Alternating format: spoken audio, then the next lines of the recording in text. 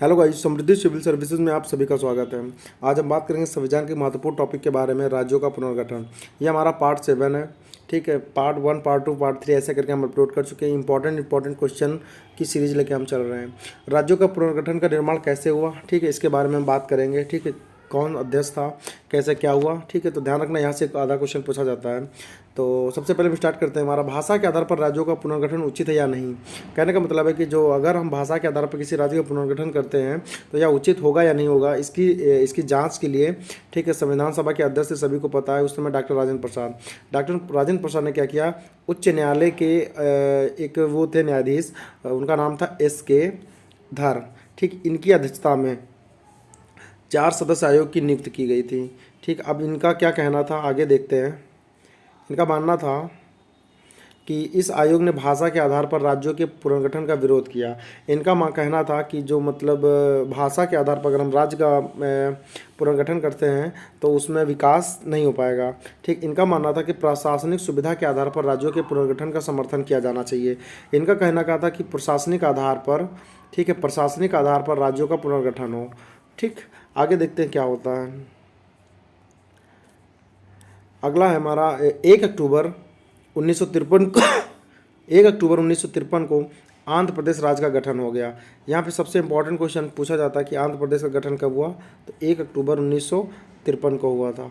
ठीक है, चलिए आगे देखते हैं। जो स्वतंत्र भारत में भाषा के आधार पर गठित होने वाला यह पहला राज्य था। ठीक है, जिस समय यह भाषा के आधार पर गठित हुआ उस समय आंध्र प्रदेश की राजधानी क्या थी, वो करनूल थी। ठीक है, ये मोस्ट इंपॉर्टेंट क्वेश्चन है, यहाँ से पूछा जाता है।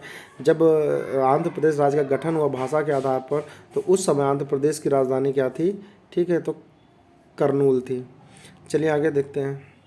यहाँ से क्वेश्चन इंपॉर्टेंट, जो इंपॉर्टेंट है उस पर हम हाईलाइट कर देंगे। ठीक है, राज्य पुनर्गठन आयोग के अध्यक्ष कौन थे, मोस्ट इंपॉर्टेंट क्वेश्चन है। राज्य पुनर्गठन आयोग के अध्यक्ष थे, ठीक है, फजल अली थी।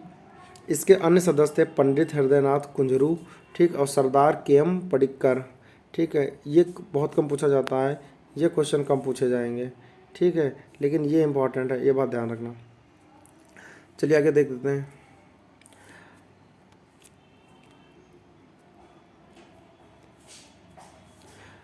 तीन नंबर फैक्ट है हमारा, राज्य पुनर्गठन अधिनियम सबसे पहले पूछा जाता है कि कब पारित किया गया। तो राज्य पुनर्गठन अधिनियम जो है वो जुलाई 1956 में पास किया गया था। ठीक है, इसके अनुसार भारत में 14 राज्य एवं केंद्र शासित प्रदेश स्थापित किए गए। ठीक है, राज्य पुनर्गठन आयोग 1953 में गठित हुआ था। गठित कब हुआ था, अब यहाँ से एक इम्पॉर्टेंट क्वेश्चन बनता है, ये चीज़ थोड़ा ध्यान रखना। ठीक है, यहाँ पूछा जाता है कि राज्य पुनर्आयोग का गठन कब हुआ, तब आपको 1953 लगाना है। लेकिन यह राज्य पुनर्गठन अधिनियम पास कब हुआ, तब आपको 1956 लगाना है। मतलब ये 3 साल बाद पास किया गया। ठीक है, चलिए आगे देखते हैं। क्षेत्रीय परिषद के बारे में बात करते हैं हम। ठीक है, इसमें क्या क्या चीज़ें हैं। ठीक है, भारत में कुल कितनी क्षेत्रीय परिषद है, भारत में 5 क्षेत्रीय परिषद है। ठीक, इसका गठन राष्ट्रपति के द्वारा किया जाता है और गृह मंत्री या राष्ट्रपति द्वारा मनोनीत, आगे देखते हैं, मनोनीत केंद्रीय मंत्री क्षेत्रीय परिषद का अध्यक्ष होता है। ठीक है, राष्ट्रपति हो या गृह मंत्री, ठीक है, इसी के द्वारा कोई मनोनीत केंद्रीय मंत्री होगा, वो क्षेत्रीय परिषद का क्या होगा, वो अध्यक्ष होगा। ठीक, संबंधित राज्यों के मुख्यमंत्री उपाध्यक्ष होते हैं जो प्रतिवर्ष बदलते रहते हैं। ठीक है, यह केंद्र राज्य संबंधों को सुधारने की महत्वपूर्ण भूमिका निभाती है। चलिए आगे देखते हैं। मोस्ट इंपॉर्टेंट क्वेश्चन यहाँ से पूछा जाता है ज़्यादातर PCS में। ठीक है, ये इंपॉर्टेंट फैक्ट है, ये बात ध्यान रखना ये। ठीक है, चलिए उत्तरी क्षेत्रीय, एक सेकंड थोड़ा सा, हाँ, चलिए पहला क्वेश्चन देखते हैं। उत्तरी क्षेत्रीय परिषद का मुख्यालय कहाँ है, तो उत्तरीय क्षेत्रीय परिषद का मुख्यालय जो वो नई दिल्ली है। सभी लोग अच्छे से याद रखना। ठीक है, अगला नंबर 2 क्वेश्चन है हमारा कि मध्यवर्ती क्षेत्रीय परिषद का मुख्यालय कहाँ है, तो ये हमारा इलाहाबाद है। ठीक है, नंबर 3 है हमारा, एक मिनट, क्वेश्चन नंबर 3 देखते हैं। पूर्वी क्षेत्रीय परिषद का मुख्यालय कहाँ है, तो ये कोलकाता में है। क्वेश्चन नंबर 4 की तरफ बढ़ते हैं। क्वेश्चन नंबर 4 है हमारा, पश्चिमी क्षेत्रीय परिषद का मुख्यालय कहाँ है? तो ये हमारा मुंबई में स्थित है। और दक्षिणी क्षेत्रीय, यहाँ पे सॉरी चित्र लिख गया, गलत टाइप हो गया, ठीक है, यहाँ पे क्षेत्रीय होना चाहिए। दक्षिणी क्षेत्रीय परिषद का मुख्यालय चेन्नई में है, ठीक है। अब एक चीज़ यहाँ से फिर से एक बार हम रिपीट करवा देते हैं, देखना।